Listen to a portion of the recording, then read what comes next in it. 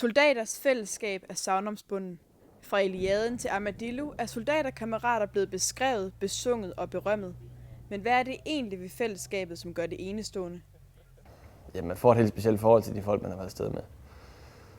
Både på grund af træning, man er tæt op af dem, og man ved, at man kommer ud i noget lort sammen, som man skal hjælpe hinanden ud af på en måde, ikke? Mikkel Thorup er konstabel ved Vikingkompagniet i Holstebro.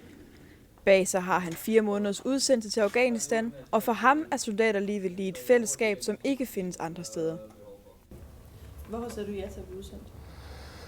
Det gjorde jeg, fordi jeg synes, det var spændende at komme ind. Jeg fik interesse for faget, og så kammeratskabet. Der var noget i det, der bare tænkte, det her det er fedt. En delingsdynamik er altafgørende for, at en mission kan gennemføres. Derfor er det vigtigt for soldaterne at vide, at de altid har deres deling i ryggen.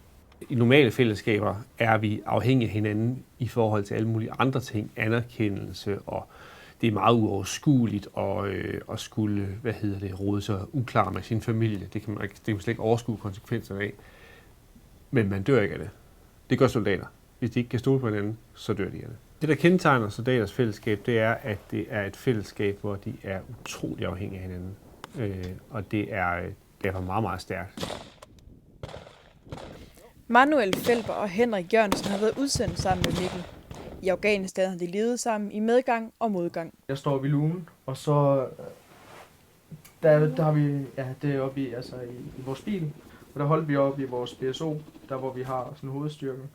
Der var der en anden gruppe, der var nede og gå, som så var rødt i føling, hvor han var blevet skudt i hjelmen, og så var der en, der var blevet skudt i ryggen.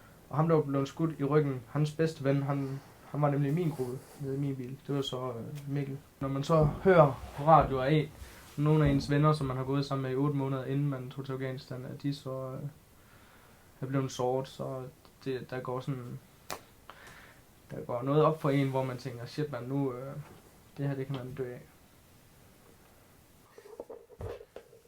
Der har Mikkel et øje åbent.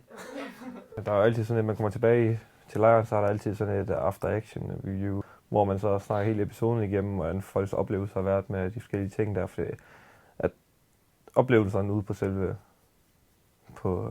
hvad der skete derude, jamen, de har været meget forskellige for folk. Nogle har oplevet tingene måske hårdere og anderledes, og så snakker man det igennem, når man kommer ind.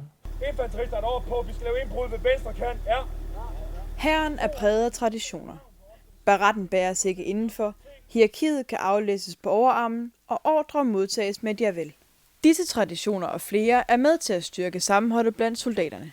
Altså uniformering i sig selv har en vigtig symbolsk værdi, som markerer, at man er en del af et fællesskab, og man kan faktisk se simpelthen med øje, at der er nogen, der er ikke med i det her, og der er nogen, der er med i det. Det forstærker det her fællesskabsfølelsen, at man deler uniform.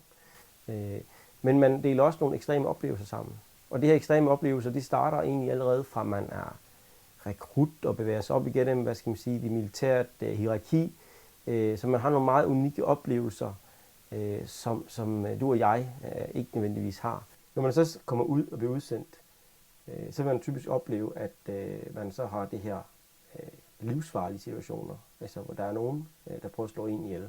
Altså der er en ekstern fjende. Og der er ikke noget, der er bedre til at ryste folk sammen end en fjendebillede. Måske er det bare svært for os andre at forstå soldaternes fællesskab. At du har en så stor oplevelse, du kun kan snakke med nogen om. Det vil sige, det er noget, du har knyttet til hinanden. Altså, du kan sagtens snakke lige så godt med de kammerater derhjemme. Men den ting, som har fyldt så meget i dit liv, og det fylder meget og har prøvet det her, jamen, så er det bare kun dem, du kan snakke med tingene om. Det betyder meget for soldaterne, at det er særligt.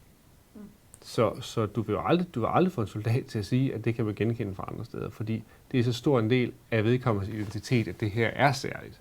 Vi kan ikke komme i nærheden af den følelse af, at man er i et forhold, hvor at den gensidighed, der er med, at jeg tager mig af dig, fordi jeg ved, at du tager dig af mig. Og at det er en relation på liv og død, det kan vi ikke sætte os ind i. Det tror jeg ikke. Jeg synes, det bliver svært at skrive det bånd der. Altså, jeg tror fra min side, det, der gør, at jeg kommer tæt på de kammerater, det er de ting, jeg får, den reaktion, man har, de følelser, man har, når man ligger derude, og det, man tænker, når man er igennem præcis den samme situation, jamen det er meget sammenlignet med ham, der ligger lige ved siden af. Han har haft det samme.